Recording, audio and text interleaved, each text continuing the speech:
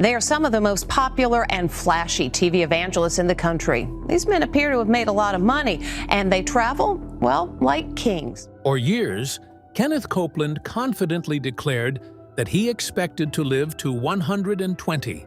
It became one of his most talked-about personal convictions. But now, at 89, something appears to have changed.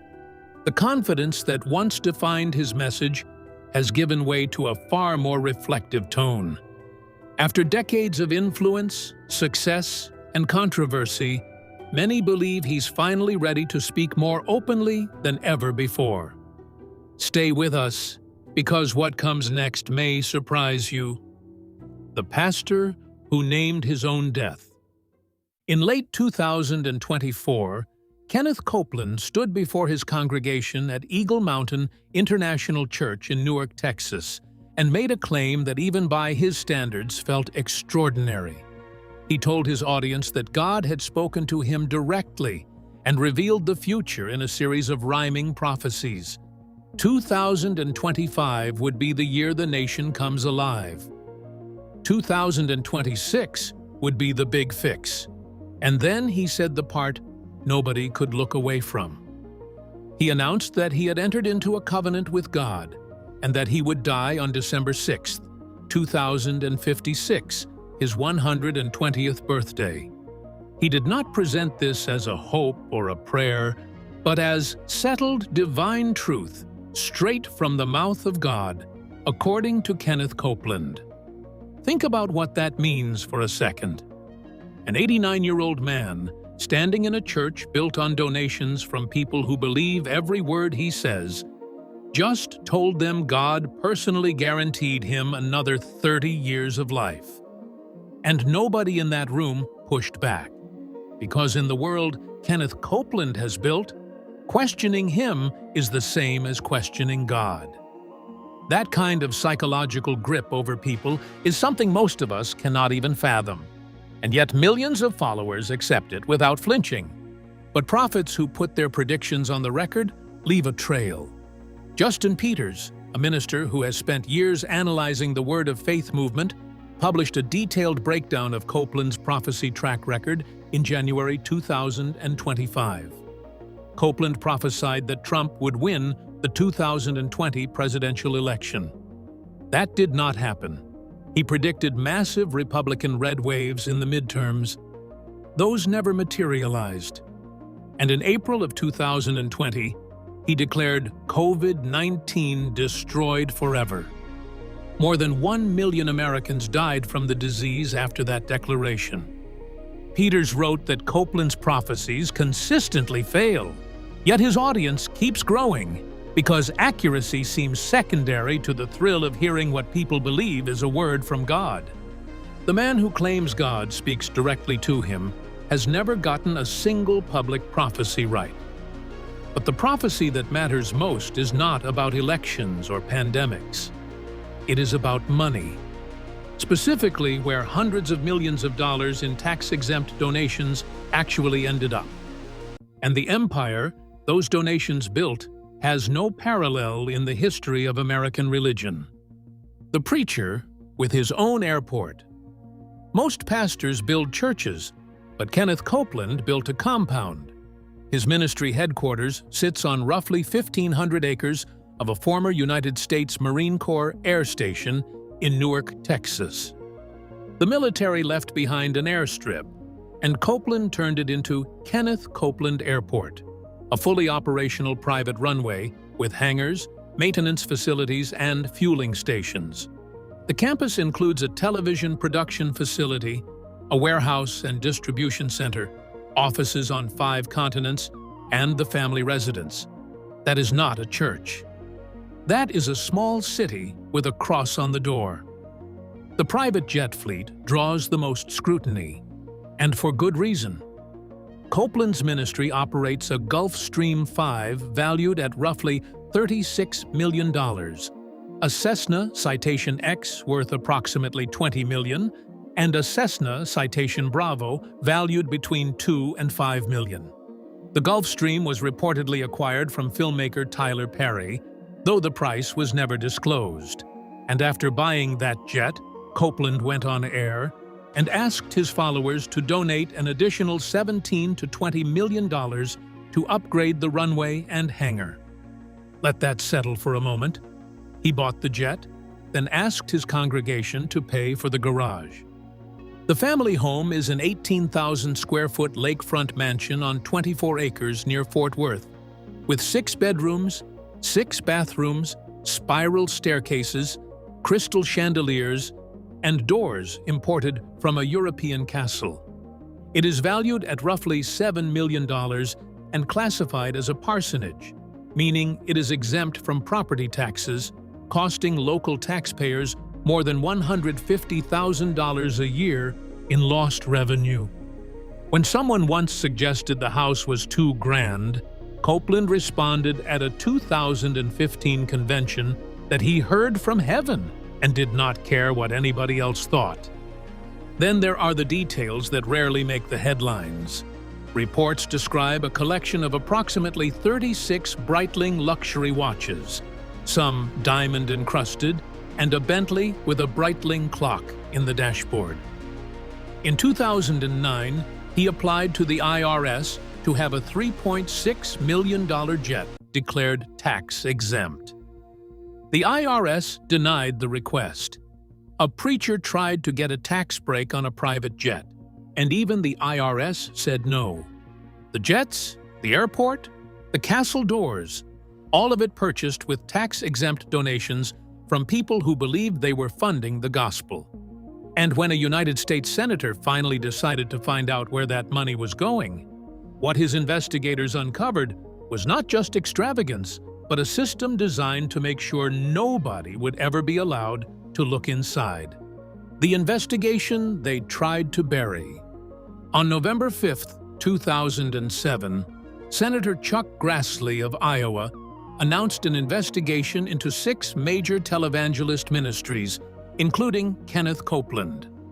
Grassley wanted to know whether these nonprofits were using their tax-exempt status to shield lavish lifestyles.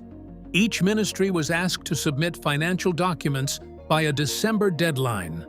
Of the 6, only Joyce Meyer and Benny Hinn cooperated. Copeland's response was described by Grassley's office as falling far short. The ministry invoked constitutional protections and essentially told the United States Senate it had no right to look at their books. But the people who had actually worked inside the operation painted a very different picture. A former ministry employee told CBS News that they had sat in front of a computer processing up to 500 prayer requests a day, most of which arrived attached to donations. The system was entirely automated. When someone wrote in asking for prayer for their mother's arthritis, the employee selected pre-programmed options on a computer, and a personalized response letter was generated and mailed. Kenneth Copeland never saw a single letter. He never read a single prayer request.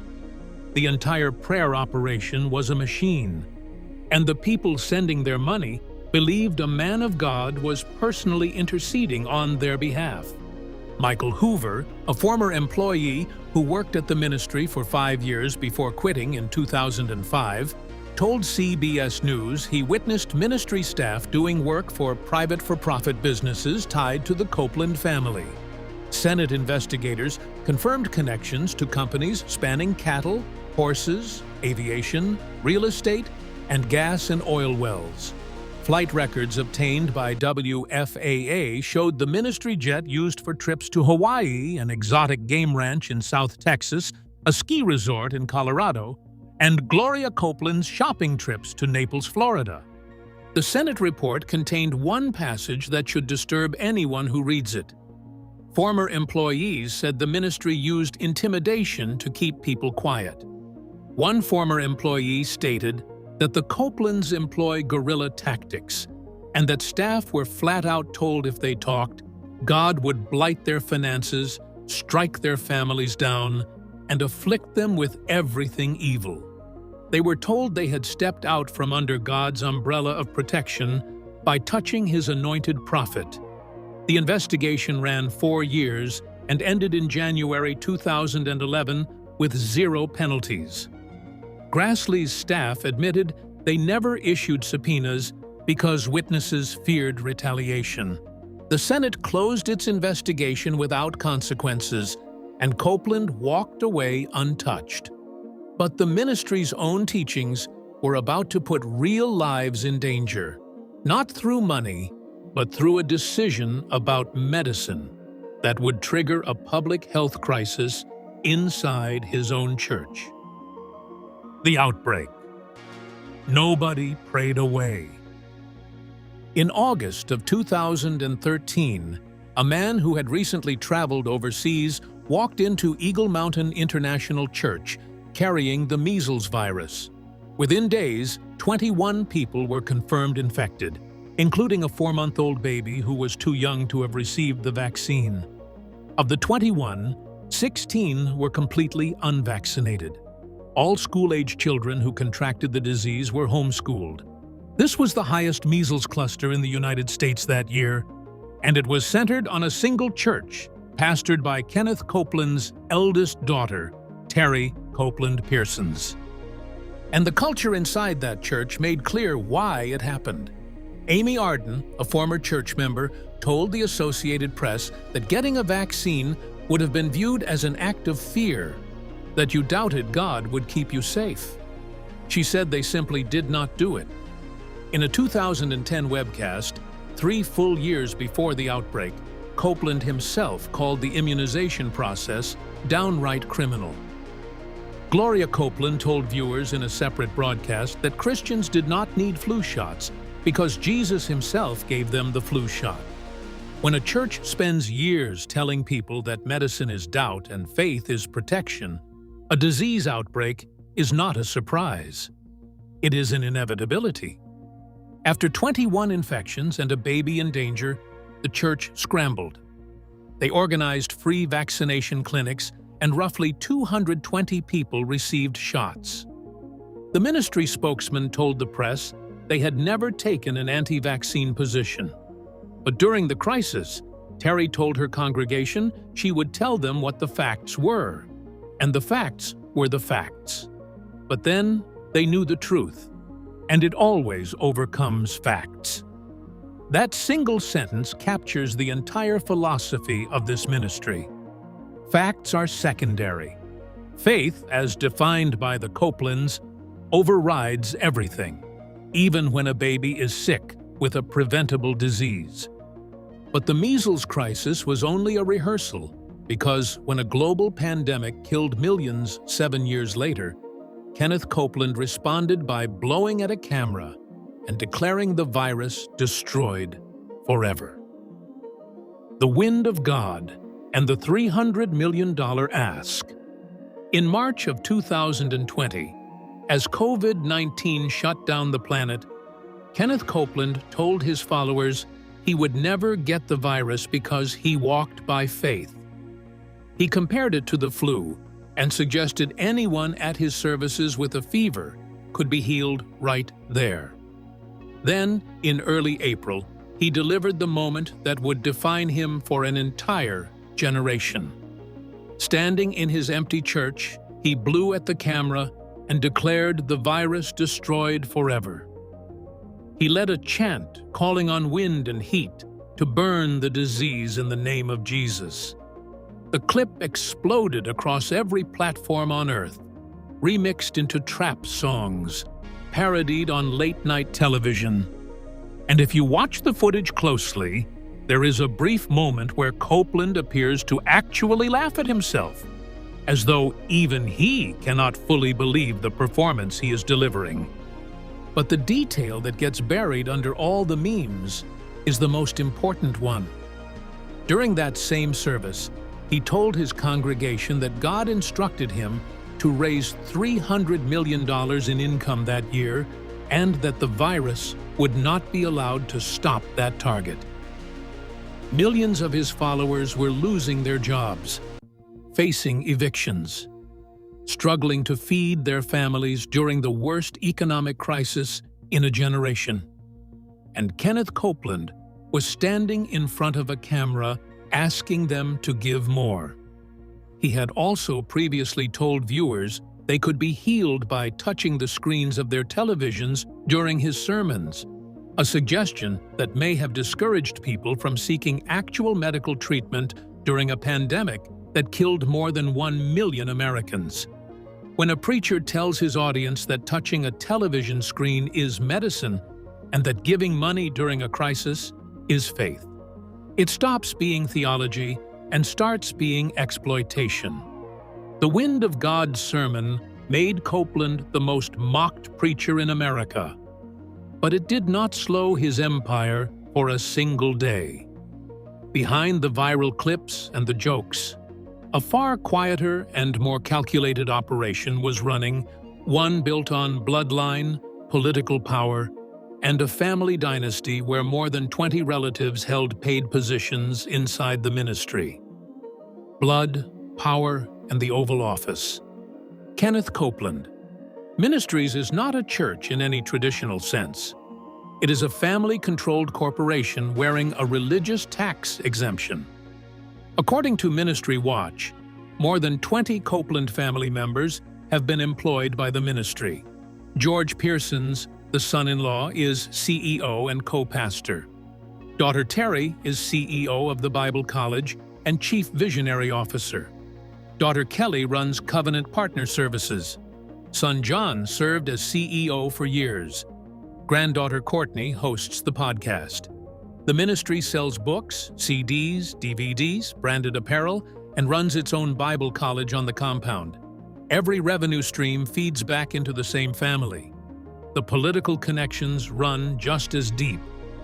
Copeland served on Donald Trump's Evangelical Executive Advisory Board. In 2015, he laid hands on Trump at Trump Tower and prayed, thanking God for a bold, strong, and obedient man. Before the 2016 election, he encouraged Christians to vote for Trump. Trump reciprocated with a White House Easter dinner invitation and at a 2022 rally called Copeland, one of the best Christians he knows and one of the great men of our country. When a preacher has that kind of access to the most powerful office in the world, accountability becomes almost impossible. Costi Hinn, nephew of prosperity preacher Benny Hinn, walked away from the movement and became one of its loudest critics. In a 2019 essay, he wrote that it is easy to believe something that puts money in the bank, even if you are confirming your reservation in hell for deceiving the poor and the sick. When Inside Edition reporter Lisa Guerrero confronted Copeland in Branson, Missouri, about his jets in May 2019, his face shifted from charm to fury in seconds. He leaned into her, raised his voice, pointed his finger inches from her face. The footage went viral instantly. Years later, on his podcast with Courtney, he called the encounter an opportunity and said he does not listen to the praise or the hate. More than 20 family members on the payroll, dinner at the White House, and an empire answering to no outside authority. But the most unsettling part of Kenneth Copeland's story is how it started. Because the man who became the richest pastor in America was once a broke pop star with 2 failed marriages and a saxophone. The pop star who found a better stage. Kenneth Max Copeland was born on December 6, 1936, in Lubbock, Texas. His Baptist parents divorced when he was young, and his mother raised him largely alone near a military airfield. He grew up obsessed not with scripture, but with airplanes. By his late teens, he had pivoted entirely to music, picking up the saxophone and throwing himself into the 1950s rock and roll circuit. He performed alongside Elvis Presley and Patsy Cline. In 1957, he recorded Pledge of Love with Imperial Records. The song hit the Billboard Top 40, peaked at number 17, stayed on the charts 15 weeks, and landed him on American Bandstand. But the music career collapsed fast. His first marriage to Ivy Bodiford in 1955 produced a daughter named Terry, but ended in divorce by 1958. He married Cynthia Davis that same year, and that marriage failed too. 2 divorces before 25. The man who would spend his life preaching covenant blessings had already broken 2 covenants of his own. In 1962, he married his 3rd wife, Gloria Neese, and experienced a spiritual conversion. By 1967, at 30, he enrolled at Oral Roberts University and landed a job as Oral Roberts's personal co-pilot and chauffeur. He flew Roberts to revivals across the country, watching the original prosperity preacher perfect seed faith theology, the doctrine that donated money returns to the giver multiplied by God. He also studied under Kenneth E. Hagin, the founder of Word of Faith theology, absorbing the teaching that believers can speak material reality into existence through positive confession. On September 7, 1967, Kenneth and Gloria founded Kenneth Copeland Ministries, fusing Roberts's fundraising model with Hagin's confession theology to create the most profitable version of the prosperity gospel in American history. What started as a newsletter and a rented hall became a 1,500-acre compound with its own airport, a fleet of private jets, a family dynasty, political access to the White House, and an estimated net worth ranging from $300 million to $750 million, depending on who is counting. The pop star found a better stage, and unlike the Billboard charts, this audience never stopped paying. Kenneth Copeland says he will live to 120. He says God told him so directly. But every prophecy he has ever made publicly has failed. And the empire he built, the jets, the airport, the mansion, the dynasty, all of it rests on a single foundation: the unwavering belief of people who have never once been allowed to see where their money actually goes. Kenneth Copeland built an empire on faith, survived every investigation, outlasted every scandal, blew away a pandemic on live television, dined at the White House, and told the world the exact date he expects to die. Do you believe he is a man of God, or the greatest salesman American religion has ever produced? Drop your honest answer in the comments.